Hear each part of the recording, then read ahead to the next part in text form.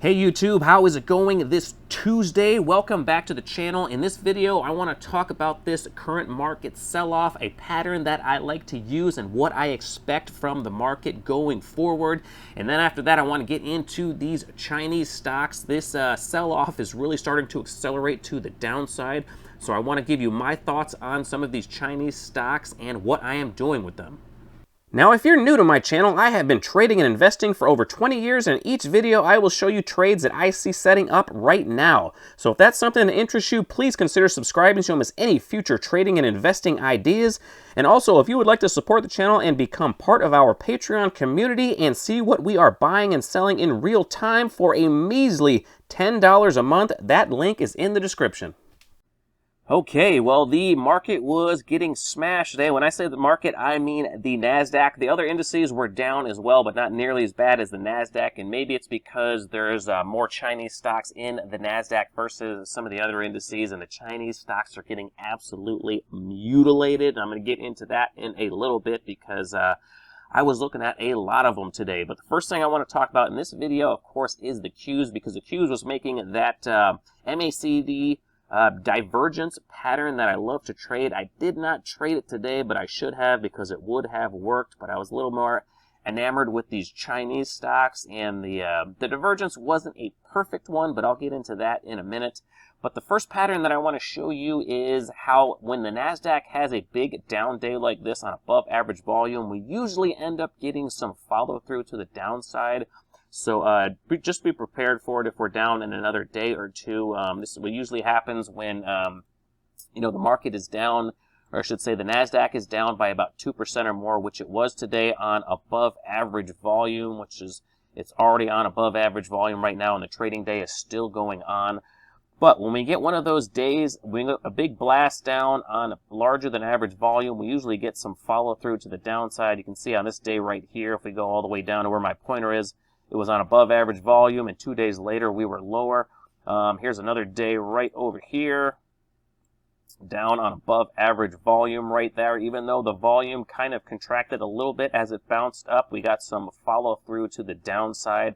So don't be surprised if we get some more follow through to the downside, but I do expect it to be a buying opportunity. I don't expect it to be a huge pullback. It might only last a couple of days, or it might even last a couple of weeks, but I think it's going to be a buying opportunity, because it doesn't look like there's a whole lot of deterioration going on in the market right now. But here's another day right here where the market was down on above average volume right there. You see the volume starting to pick up, and then of course we had some more follow through to the downside. I can just keep going on this because they're kind of like all over the place. There's another one, but it was only down 2 days. 2 days later, and then it had a reversal. So like I said, you never know how long these downtrends are going to be, but I expect there to be some more follow through to the downside. And I usually like to play it with an inverse ETF, and of course the inverse ETF that I like to use on the Qs is the SQQQ.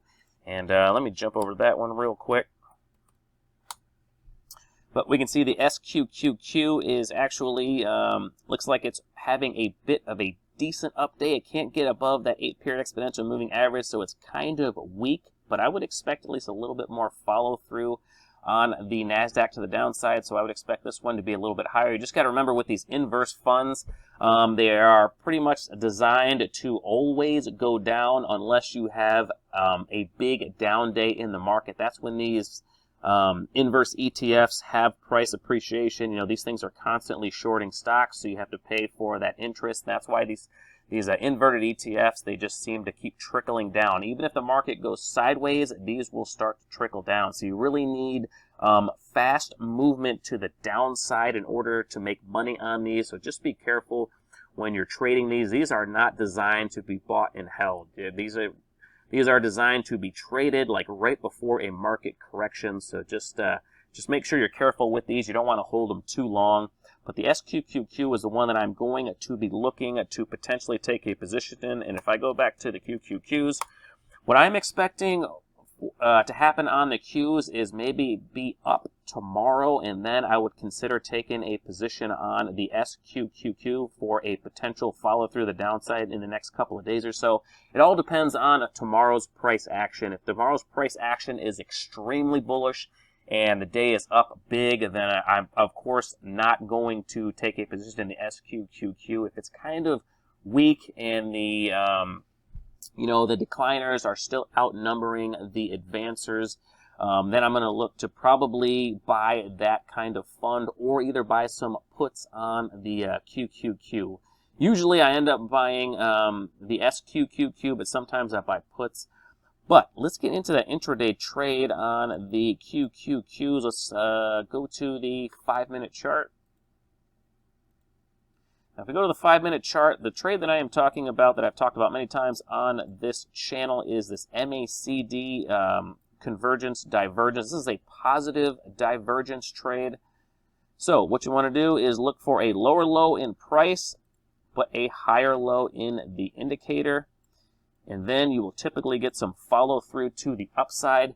I wasn't super excited about this one because I like to see a bigger bounce on that first move up. I like to see like a pretty decent size move up and then a fast move down, and then you can get that quick reaction. So this one wasn't absolutely perfect, even though it was by definition certainly a positive divergence on the MACD indicator. And you can see we got some follow through to the upside when right here is when I would typically take this trade when it crosses above that 8-period exponential moving average and holds. And right then I was thinking about getting the $362 strike on the QQQs, and that was trading at around, I think around $1.45. And when I checked it just a little while ago, it was all the way up to $3.25. So I would have had more than a double on this if I would have taken it. So unfortunately, I did not take it, but this trade would have worked. But if you're having a big down day in the market, look for one of these things to form. Don't just put your your head in the sand and walk away from the market, because if you make one of these trades, it can make some pretty decent money for you. Like I said, this was more than a double in just about an hour or so. So I mean, that would have been a decent trade to put some more money in your pocket, even though some of your other positions are going down. It's just a little hedge trade that I like to use, and man, I should have took that one today because that would have made me feel better, but I was too busy looking at those friggin' Chinese stocks because I am like itching to buy some of these, even with all the risk out there. But let's get into those Chinese stocks. All right, so let's get into some of these Chinese stocks. This was by far the most interesting thing that I was looking at today. It was actually quite distracting. I might have even taken that option trade on the QQQs, but I just couldn't stop looking at these Chinese stocks and digging into them and trying to find news on what's going on over there, and with the the potential delisting, et cetera, et cetera, et cetera. But I just want to start off with the MCHI, which is the iShares China Index Fund, just to show you the velocity of this downtrend. I mean, normally when you see a stock or an ETF making this type of move to the downside, if you check it in another week or 2 or 3, it almost always has a nice reaction bounce in the other direction, because usually when they get far stretched out in one direction, they usually end up bouncing the other way. Now, I do know the risk with the Chinese stocks right now, but this is starting to really resemble some climax selling. That remains to be seen if that is the case. We might get another huge down day with, another big spike in volume, and that could be the absolute bottom, or at least a temporary bottom. I'll definitely be watching for that, but I just want to show you the velocity of these downtrends. They're just looking like they have bounce written all over them. The next one I want to show you is the FXI.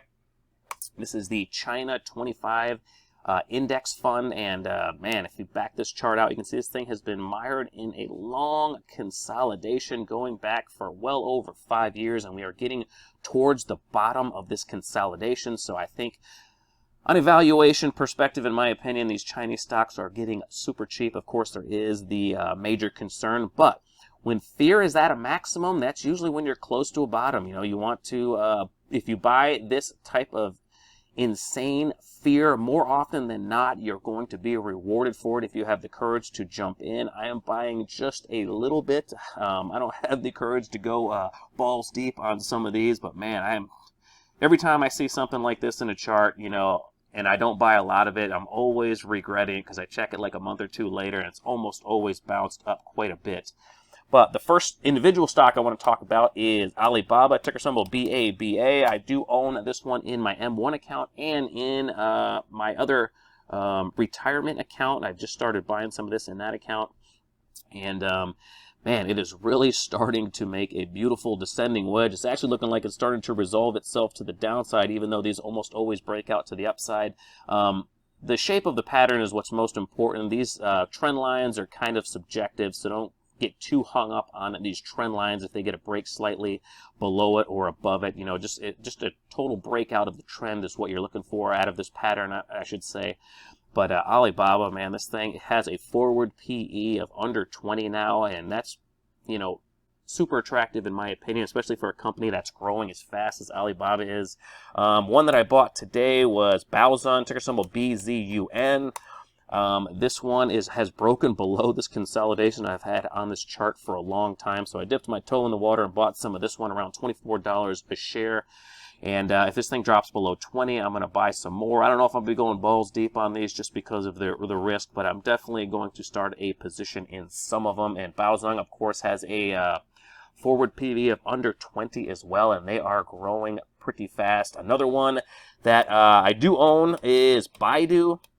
I own some of this one just in my M1 account. I don't have a whole lot of it, but man, this thing is really starting to roll over. This one has a forward PE of under 20, so in my opinion, this thing is looking super attractive. You know, it could, judging by this chart, we probably do have some more downside, but you never know where these things are going to end up bottoming out. But bidu is looking really, really attractive at this point.